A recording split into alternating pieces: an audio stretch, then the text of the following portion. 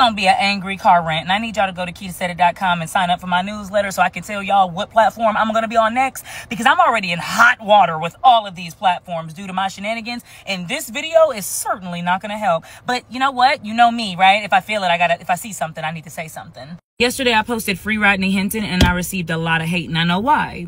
Why would you want a man that unalived a police officer, a random police officer, an innocent police officer, free? Don't know who Rodney Hinton is? He's a Cincinnati father that unalived a police officer the day after his son was shot and killed by police. Now, the officer that Rodney unalived was a random officer. He had nothing to do with anything. He is not the officer that shot and killed Rodney's son. That officer was innocent, and I would never promote, encourage, incite violence, especially not towards innocent people, ever. But see, that's what I want to talk about, innocence. Because whenever we hear that a black kid or a black man is shot by the hands of the police, there's always a question of innocence. Said that Rodney Hinton's son was committing a car theft with 3 other assailants, but no one can give details as to whether or not Rodney Hinton's son had a gun. And if he did have a gun, did he pose a threat with the gun? Because that does matter. First it was he was unarmed. Then it was he was pointing the gun at officers. Then it was he had a gun. He wasn't pointing it, but he was running away.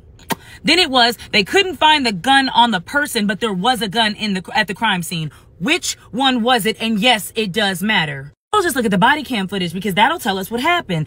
Except for the body cam footage was blurry, they say. How convenient. Having a gun isn't a crime. Car theft is a crime, but the punishment usually for car theft isn't being murdered on the street. That after Rodney Hinton saw the body cam footage, saw his son being killed, he was so distraught he couldn't even speak, he couldn't even drive. Family members had to drive him home. The police said he had a distraught state of mind. To me, that means that man had a mental break. Everyone pointed out how the officer was innocent, and absolutely he was. But Rodney Hinton's son wasn't guilty. He wasn't guilty. Rodney Hinton's son was innocent until proven guilty, but he didn't get his due process. He didn't get to go to court because he was shot in the street before he got the chance to, and that matters. So 2 innocent people lost their life, and that's tragic. They say everything they can about black people. We are monsters. We are animals, savages, vile, violent, whatever. Whatever they can think of to say. But one thing black people don't do is fight back. We don't. For us to be so nasty, for us to be so violent, for us to be such savages, you would think that we would fight back after all the injustice that we face over the years, but we don't. We don't. When we see these tragedies, we pray for the family and we keep it moving. But I'm telling you right now that black people are tired of praying for families and keeping it moving.